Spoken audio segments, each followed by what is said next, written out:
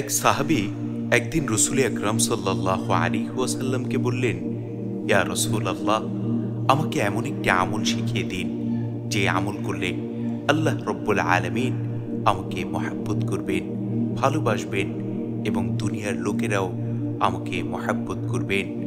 তখন আল্লাহ রসুল সাল্লাল্লাহু আলাইহি ওয়াসাল্লাম তাকে দুইটি আমলের কথা বললেন। নম্বর 1 হচ্ছে, কখনো তুমি দুনিয়ার প্রতি মহব্বত রাখবে না। যখন তোমার মধ্যে দুনিয়ার কোনো মহব্বত থাকবে না, দুনিয়ার প্রতি কোনো আসক্তি থাকবে না, তখন আল্লাহ রব্বুল আলামিন তোমাকে ভালোবাসবেন, তোমাকে মহব্বত করবেন।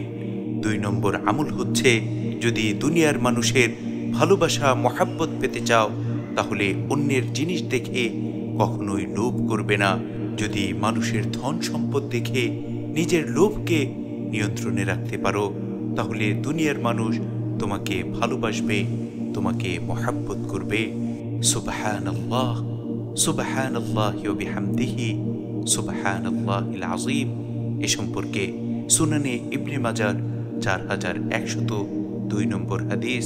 হযরত সাহল ইবনে সাদ রাদিয়াল্লাহু আনহু বলেন, এক ব্যক্তি রাসূল আকরাম সাল্লাল্লাহু আলাইহি ওয়াসাল্লামের কাছে এসে বললেন, ইয়া রাসূলুল্লাহ, দুল্লানি আলা আমালিন ইযা আনা আমিলতুহু আহাব্বানি আল্লাহ ওয়া আহাব্বানি আন-নাস। হে আল্লাহর রাসূল, আমাকে এমন একটি কাজের কথা বলে দিন যা করলে আল্লাহ আমাকে ভালোবাসবেন এবং লোকেরাও আমাকে মহব্বত করবেন। রাসূল আকরাম সাল্লাল্লাহু আলাইহি ওয়াসাল্লাম তখন বললেন, ইজহাদ ফিদ দুনিয়া ইউহিব্বুকাল্লাহ।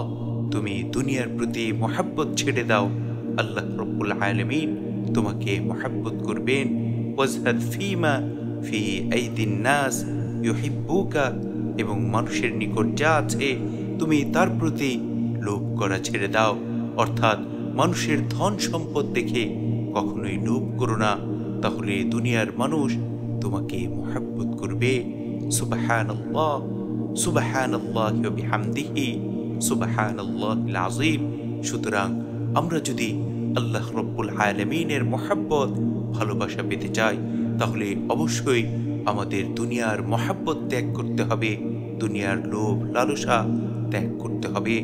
পাশাপাশি যদি আমরা দুনিয়ার মানুষেরও মহব্বত পেতে চাই তাহলে আমাদের উচিত হচ্ছে অন্যের ধন সম্পদ দেখে কখনোই লোভ করা যাবে না, অন্যের ধন সম্পদের প্রতি মহব্বত পরিত্যাগ করতে হবে। আল্লাহ রব্বুল আলামিন আমাদের প্রত্যেককে এই 2টি আমল করার তৌফিক দান করুন। আমিন।